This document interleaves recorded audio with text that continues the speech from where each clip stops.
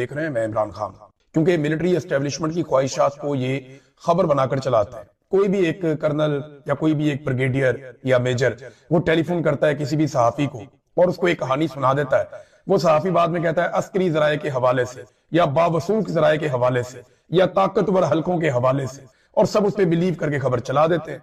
तो क्रेडिबिलिटी इनकी इतनी है कि जिन बंदों को अपना नहीं पता वो इनको खबरें बताते हैं और ये खबरें चलाते हैं। देखिए, जब भी कभी मुज़ाकरात की खबर आए ना और ये कहा जाए बार बार कि जनाब मुज़ाकरात शुरू हो रहे हैं, बातचीत करने में दिलचस्पी रखी जा रही है, और साथ ये भी कहा जाए कि हुकूमत को कोई डेडलाइन दी जा रही है, हुकूमत की हालत पतली हो रही है, या हुकूमत के अंदर कोई टीम में तब्दीलियां होने जा रही हैं, या माशी टीम तब्दील हो जाएगी, या कोई वंडर बॉय आ जाएगा, ये चीजें जब भी आप होती हुई देखें तो आप एक बात समझ जाएं कि कोई अवामी एहतजाज होने जा रहा है जिसके नतीजे में हुकूमत और एस्टेब्लिशमेंट परेशान है और वो उससे निपटने के लिए एक माहौल बना रहे हैं। इससे ये हासिल क्या करें, ये डाइवर्जन लगाते हैं। आप जब कभी कहीं सड़क पे जा रहे होते हैं ना तो अचानक एक बोर्ड आ जाता है डाइवर्जन, और वो बताता है कि जी आगे काम चल रहा है, आप इधर से मुड़ के चले जाए, तो वो आपका रास्ता बदल देते हैं। तो वो आपकी तवज्जो हटाने के लिए पब्लिक को एक नया खिलौना दे देते हैं। उन्हें बताते हैं जनाब यहाँ तो मुज़ाकरात चल रहे हैं तो जल्दी कोई ना कोई मामला हल हो जाए। कभी उन्हें बताते हैं कि हुकूमत तो वैसे ही मुश्किल में आ गई,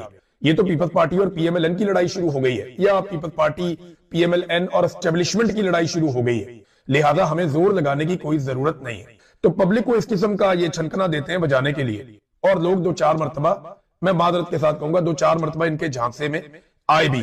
लेकिन अब आप इनको सुने तो आप फौरी तौर पे जब भी कोई तहरीक चल रही हो या मोमेंटम बन रहा हो या लोग मोबिलाइज हो रहे हो, तो उस वक्त अगर इस तरह की बातें हैं तो आप फौरन समझ जाएं कि धोखा देने की तैयारी की जा रही है। जो असल प्लान है वो पूरे पाकिस्तान को बंद करने का है, और 8 फरवरी को उसका पहला इम्तिहान है। पाकिस्तान तहरीक इंसाफ ने इस हवाले से एक मोमेंटम गेन करना शुरू कर दिया। अब मैं ये कह सकता हूं कि मोमेंटम वहां पहुंच गया जहां पे अली अमीन गंडापुर साहब ने सरेंडर किया था, यानी मामला वहां तक पहुंच गया। अब उतनी बड़ी तादाद में लोग दोबारा मोबिलाइज हो चुके हैं। अब इस तादाद को बढ़ाना है, इसको दुगना करना है। क्या ये जो मौजूदा टीम है वो कर पाएगी?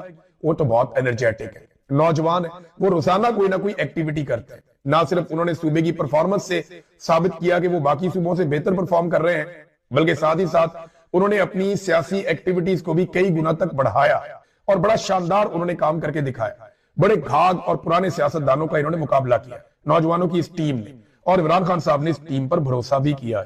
अब जनाब जो हरिपुर के मनाजिर है वो तो ये बता रहे हैं कि खैबर पख्तूनख्वा एक मरतबा फिर तैयार है। याद रखिएगा, जब ये क्राउड मालाकंड जाएगा ना फिर आपको पता चले, क्योंकि मालाकंड एक ऐसी जगह है जहां पे बहुत ताकत है पाकिस्तान तहरीक इंसाफ के पास। हजारा वो डिवीजन है या एबटाबाद हरिपुर जहां पे पीएमएलएन कहीं ना कहीं कुछ ना कुछ बाकी है।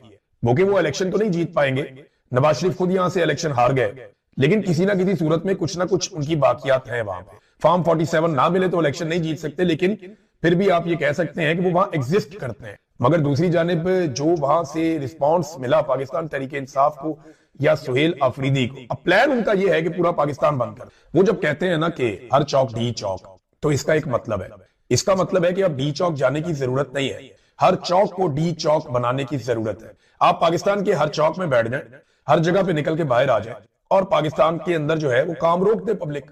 यानी प्लान ये है कि पाकिस्तान में काम रोक दिया जाएगा और पब्लिक कहेगी जी हम काम नहीं कर, हम ये बैठे हुए जब तक आप मुल्क को सीधा नहीं करते ना, आप काम करने नहीं दे रहे, आप काम चलने नहीं दे रहे, एक एक करके हम सबको मार रहे हैं, तो हम इकट्ठे होके आ गए, इकट्ठे ही मार तो मार तो नहीं सकता कोई इतनी बड़ी तादाद में करोड़ों लाखों लोगों को। तो लोग जब अपने अपने इलाके पर निकल के बैठते हैं ना, तो एसएचओ की, थानेदार की कभी भी जरूरत नहीं होती कि वो लोगों के सामने आ जाए। मुझे अच्छी तरह याद है लाहौर शहर के अंदर जब अपनी गली में अपने मोहल्ले में लोग निकलते हैं ना, तो पुलिस की जरूरत नहीं होती वहां पे आके मुदाखलत करने। तो जब हर गली में, हर मोहल्ले में, हर इलाके में, हर चौक में डी चौक बनेगा और लोग निकलेंगे, जैसा कि पाकिस्तान तहरीक इंसाफ का एक प्लान है, तो फिर ये रियासत के पास किसी किस्म की गुंजाइश रहेगी नहीं। ये करेंगे क्या? ये सबसे पहले इंटरनेट बंद करेंगे। लोग जो है वो केबल वाला इंटरनेट इस्तेमाल करना शुरू कर देंगे, जिसको आप पीटीसीएल कहते हैं, या दूसरा इंटरनेट, लोग वो इस्तेमाल करेंगे। उसके बाद ये दूसरे मरहले में वो वाला इंटरनेट भी बंद कर देंगे। वो इंटरनेट बंद होने के बाद कम्युनिकेशन तकरीबन खत्म हो जाएगा। सिर्फ लाइनिंग वाले फोन अगर कहीं चल रहे होंगे तो चल रहे होंगे, तो कम्युनिकेशन खत्म होने का नुकसान सिर्फ लोगों को नहीं होगा, लोग तो बैठे रहेंगे या लोग इंतजार करते रहेंगे। तो क्योंकि कोई मारधार तो पाकिस्तान में हो नहीं रही, लोग पुरअमन एहतजाज कर रहे हैं, अगर लोग घर भी चले जाते हैं, कम्युनिकेशन खुलती है, फिर बाहर आके बैठ जाएंगे, तो इनके पास इसका हल ही कोई नहीं। पुरअमन एहतजाज से बड़ा बदला ही कोई नहीं कि आप पाकिस्तान को बंद करें। अगर ये पूरे पाकिस्तान में मुकम्मल तौर पे इंटरनेट बंद कर देते हैं तो पाकिस्तान की तमाम एटीएम मशीनें, तमाम पाकिस्तान के बैंक, तमाम पाकिस्तान के अंदर जितने भी लोग पूरी दुनिया के साथ कनेक्टेड है, वो कनेक्टिविटी खत्म हो जाएगी। सिक्योर लाइनें एक दो है जो गवर्नमेंट और एस्टेब्लिशमेंट के पास है, उनके जरिए से वो राब्ते में तो रह सकते हैं बैन अवी तौर पर, लेकिन पाकिस्तान के मीडिया के पास भी इंटरनेट नहीं होगा, पाकिस्तान के सोशल मीडिया के पास भी इंटरनेट नहीं होगा, और एक अजीबो गरीब सूरत पाकिस्तान में पैदा हो जाए। इस सूरत को कोई भी हुकूमत 4-5 दिन से लंबा नहीं खींच। अभी ईरान ने कुछ अरसा खींचा, लेकिन साथ ही उन्हें वो खोलना पड़ गया। जैसे ही उन्होंने मुजाहरों पे कंट्रोल किया, उन्हें खोलना पड़ गया। लेकिन ईरान में पुरतशद्दुद मुजाहरे हो रहे थे और बाहर से स्पॉन्सर्ड थे। पाकिस्तान में तो लोग काफी अरसे से कोशिश कर रहे हैं कि इस रजीम से जान छूटे। तो ये है वो प्लान कि हर चौक डी चौक। तो जबरदस्त किस्म का रिस्पॉन्स मिला है पाकिस्तान तहरीके इंसाफ को, खास तौर पे हजारा में, एबटाबाद में, हरीपुर में। और लोगों की अगर आप तस्वीर देखें या मनाजिर देखें तो आपको आइडिया हो जाता है कि तहरीके इंसाफ किस तरफ जा रही है और मोमेंटम किस तरह बन रहा है। दूसरा नाजरीन, जो वोटर की उम्र को लेकर कमरुज़्ज़मान कायरा साहब का भी एक बयान आ गया, यानी पीएमएलएन और उनके साथी और उनके रिपोर्टर्स वही तो बात कर रहे हैं, बार बार कर रहे हैं, और ये तजवीज बाकायदा ज़ेरे गौर है कि वोटर्स की जो उम्र की हद है उसको बढ़ा दिया जाए, 18 साल से बढ़ा के उन्हें कर दिया जाए 25 साल। देखिए, इस हिसाब से एक अजीबोगरीब काम हो जाएगा। बहुत सारे वोटर ऐसे होंगे जिन्होंने 2024 में वोट डाला, लेकिन अगले इलेक्शन में वो वोट नहीं डाल पाए। फर्ज करें इलेक्शन आ जाता है 27 में, 28 में या 29 में, जब भी आता है, वो जब भी अगला इलेक्शन आएगा वो वोट नहीं डाल पाए। जिन्होंने 2024 में वोट डाला, वो 2026, 27, 28, 29 जब भी इलेक्शन होगा उसमें वोट डालने के अहल नहीं रहेंगे। और ये लाखों की तादाद में नौजवान होंगे जो 18 साल 19 साल के थे, उन्होंने वोट डाल दिया था, लेकिन अब वो 22-23 साल के होने के बावजूद वोट नहीं डाल सकते, क्योंकि ये 25 साल तक लेकर जाना चाह रहे हैं। पीपल्स पार्टी भी इसकी हमायत में आ गई।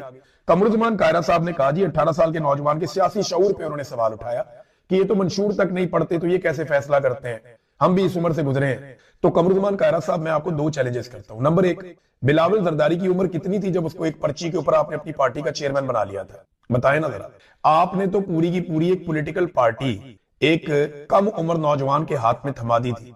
उसकी उम्र तो 25 साल नहीं थी, आपने पूरी पार्टी उसको दे दी थी एक ऐसी पर्ची के ऊपर जिसकी कोई क्रेडिबिलिटी भी नहीं है। और आप कह रहे हैं कि आपका नौजवान सियाना है और कौम के नौजवान जो है वो गुमराह है, उनको कुछ नहीं पता। मैं चैलेंज करता हूं कि बहुत सारे एमएनएस और एमपीएस के उम्मीदवार भी अपनी अपनी पार्टियों के मंशूर के बारे में कुछ नहीं। पाकिस्तान की तारीख में आज तक किसी डिक्टेटर के मार्शल दौर में इस कदर जुल्म नहीं हुआ जितना आसिम लॉ में आसिम मुनीर कर रहा है। मौजूदा दौर का मवाजना ना सिर्फ याया खान के दौर से किया जा सकता है, जब अवामी राय को रौंदने की गर्ज से मुजीबुर रहमान की पार्टी और अवाम पर फस्तायत के पहाड़ तोड़े गए और महज अपने इक्तदार के लिए मुल्क को 2 लख्त कर दिया गया था। आज मुल्क में जो हो रहा है वो सकूते ढाका के दौर की याद ताजा करता है। तब भी जमहूरियत का गला घोंटकर कानून की बालादस्ती का मुकम्मल खात्मा कर दिया गया था, मीडिया की आजादी और एहतजाज का हक छीन लिया गया था और मुल्क में सिर्फ जंगल का कानून नाफिज था। इस जबर के निजाम से निजात सिर्फ तब मुमकिन है जब ये कौम यकजा होकर खड़ी होगी। लेकिन कौम आज तक हकीकी आजादी से महरूम है। इस मुल्क में जब तक आइन और कानून की बहाली नहीं होगी, आजादी नहीं मिलेगी। पूरी कौम एक मरतबा फिर भरपूर अंदाज में निकले। हमें इस माफिया से आजादी लेना होगी और आजादी लेना तब ही मुमकिन होता है जब कोई कौम कुर्बानी देने को तैयार होती है। मैं खुद अपनी कौम की खातिर जेल में बदतरीन हालात काट रहा हूँ। यहाँ मौजूद कैदी भी एतराफ करते हैं कि ऐसा सलूक तो किसी आम कैदी के साथ भी नहीं होता जैसा कि मेरे साथ किया जा रहा है। मुझे तोड़ने की नाकाम कोशिश में मेरी अहलिया बुशरा बेगम को भी बदतरीन हालात में रखा जा रहा है, मगर मैं फिर भी आइन और कानून की बालादस्ती और जमहूरियत की बहाली के लिए कुर्बानी दे रहा हूँ। हकीकी आजादी हासिल करने के लिए हम सबको मिलकर कुर्बानी देना होगी। मैं इस डाकू डफर अलायंस के आगे कभी नहीं झुकूंगा और आसिम ला को कभी भी तस्लीम नहीं करूंगा। मुझे सारी जिंदगी भी जेल में रहना पड़े, मैं उसके लिए तैयार हूं। अच्छा, एक बात याद रखें, इमरान खान साहब फौज के बारे में कोई बात नहीं करते। वो फौज को बुरा नहीं कह रहे, बल्कि वो कई दफा कहते हैं कि मुल्क भी मेरा, फौज भी मेरी। वो आसिम मुनीर के खिलाफ बात करते हैं और वो फौज को और आसिम मुनीर को अलग अलग रख के देखते हैं। जो मैंने समझा इमरान खान साहब के पिछले चंद ट्वीट्स में, मुझे ये समझ आया कि इमरान खान साहब अब आसिम मुनीर को और फौज को 2 अलग अलग एंटिटीज देखते हैं। उन्हें लगता है कि वो फौज को, बल्कि वो कहते भी हैं कि फौज के इदारे को तबाह कर रहे हैं आसिम मुनीर साहब और नुकसान पहुंचा। याद रखें कि बहादुर कौमों को दुनिया में कोई ताकत शिकस्त नहीं दे सकती। तमाम पाकिस्तानी जेल जाने का खौफ अपने दिल से निकाल दे। मेरा तहरीक इंसाफ के जिम्मेदारान को भी खसूसी पैगाम है कि अपने दिलों से जेल का डर निकालकर लोगों की क़यादत करें और जमहूर की आवाज पर लब्बैक कहते हुए क़यादत फराहम करें। खैबर पख्तूनख्वा में ऑपरेशन सिर्फ और सिर्फ तहरीक इंसाफ को कमजोर करने के लिए हो रहा है। ऐसा ही ऑपरेशन ANP के दौर में भी किया गया था और मुशर्रफ दौर की नाकाम पॉलिसियों को अपनाकर ANP खैबर पख्तूनख्वा में खत्म होकर रह गई। मेरा हमेशा यह मौकिफ रहा है कि फौजी ऑपरेशन किसी मसले का हल नहीं होता, बल्कि इससे दहशतगर्दी, नफरत और तबाही मजीद फैलती है। कबायली इलाकों में कोई नया ऑपरेशन हरगिज नहीं होना चाहिए। वहां के मसाइल का हल मकामी और अवाम के मुंतखब नुमाइंदों की बातचीत से ही मुमकिन होगा। सिर्फ अफगानिस्तान से रद्द-ए-अमल की उम्मीद में अफगान मुहाजिरीन को जिस बेदर्दी से बेदखल किया गया वो भी अफसोसनाक है। अफगानिस्तान से कोई रद्द-ए-अमल नहीं आया तो अपने ही लोगों पर बंदूक उठाकर हालात खराब करने की अफसोसनाक कोशिश की जा रही है। एक मरतबा फिर वाजे कर रहा हूं कि जिन मेंबरान असेंबली को ना हक ना अहल किया गया है उनकी नशिस्तों पर कोई इंतखाब नहीं लड़ेगा। इन लोगों ने तमाम मुश्किलात के बावजूद तहरीक इंसाफ पर यकीन किया और पार्टी का साथ नहीं छोड़ा, लिहाजा ये सीटें उन्हीं का हक है। जिमनी इलेक्शन में हिस्सा लेने का मतलब यह होगा कि हम उनके नाजायज अमल को जायज करार दे रहे हैं। जिमनी इलेक्शन में हिस्सा लेना हमारे लोगों की कमर में छुरा घोंपने के मुतरादिफ होगा। अच्छा, ये बात तो किसी ने सोची नहीं थी जो इमरान खान साहब ने कही है कि भाई जिन लोगों ने वफादारी की, जैसा कि सरताज गुल वजीर है, जैसा कि साहबजादा हामिद रजा है, या बाकी लोग हैं जो पाकिस्तान तहरीक इंसाफ के शिमली फराद, उमर अयूब साहब बहुत बड़ा नाम है और बहुत बड़ा सियासी नाम है, साथ में इमरान खान साहब का उन्होंने बहुत मुश्किल में साथ दिया। अगर इनकी जगह पे दूसरे उम्मीदवार खड़े किए जाएंगे तो ये तो इनकी पीठ में छुरा घोंपने के मुतरादिफ होगा कि जनाब आपने अपनी लड़ाई लड़ ली, आपको फारिग कर दिया गया तो हमने भी आपको फारिग कर दिया। ये बड़ी गहरी बात इमरान खान साहब ने की है।